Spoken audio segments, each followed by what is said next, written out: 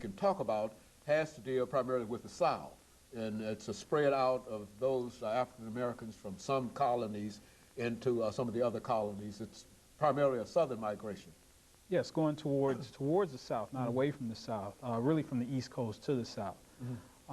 However, of course, slavery ended and we got into the period of Reconstruction, which during that time you still had about 90%, 91% of people of African descent living in the South.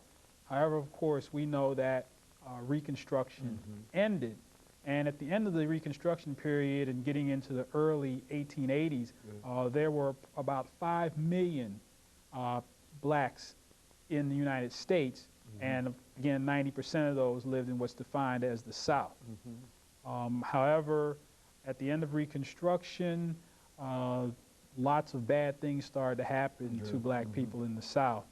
And so that began the period of what's called the Exodusters migration. This is a migration that's not really talked about, and that is when blacks left en masse from parts of the South and went to the West, to Kansas, to Texas, to Oklahoma, and they established all black towns and all black cities, and even they founded parts of what is now Houston, Texas, which began as an Exodusters migration, ex-slaves moving west.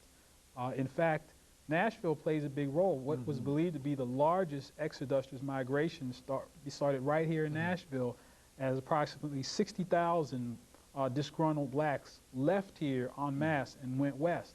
And if you think about it, 60,000 blacks in Nashville over 100 years ago, in terms of what percentage of the population that might have been, we might have 250,000 blacks in the whole metropolitan area here today.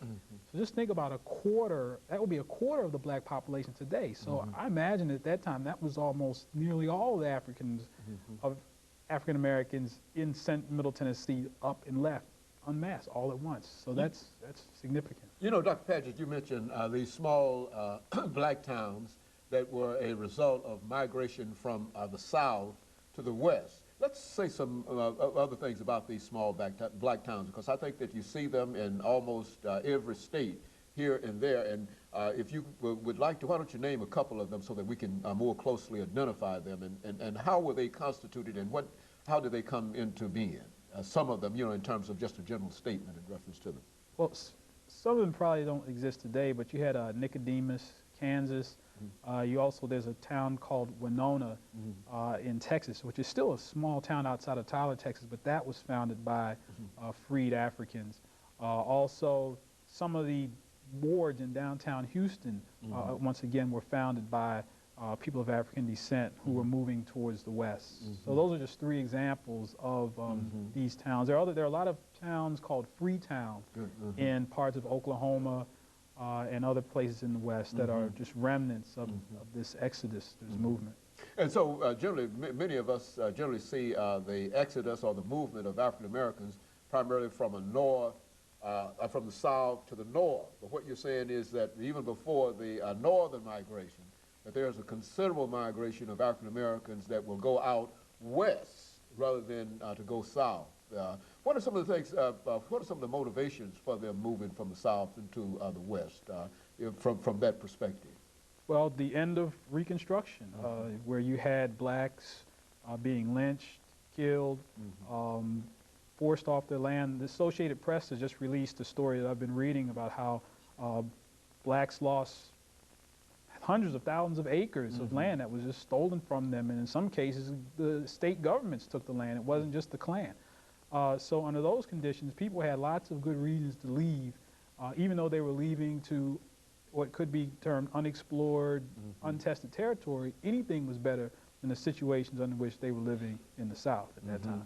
And so this exodus that went from the South headed first to the West was one that was primarily driven by, really in a real sense, fear of remaining where they were. I would imagine better opportunities might have also played some role, but more than anything, you think that fear was the motivating factor that forced many of them out of the South after Reconstruction. Yeah, well, that and the westward expansion was occurring during that time, And what's interesting is that a lot of blacks were chastised for leaving. People said, well, stay here in the South, don't go west. And so they were chastised for leaving, many of them.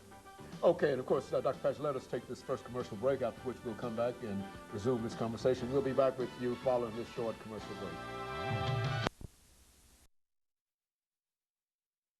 The topic is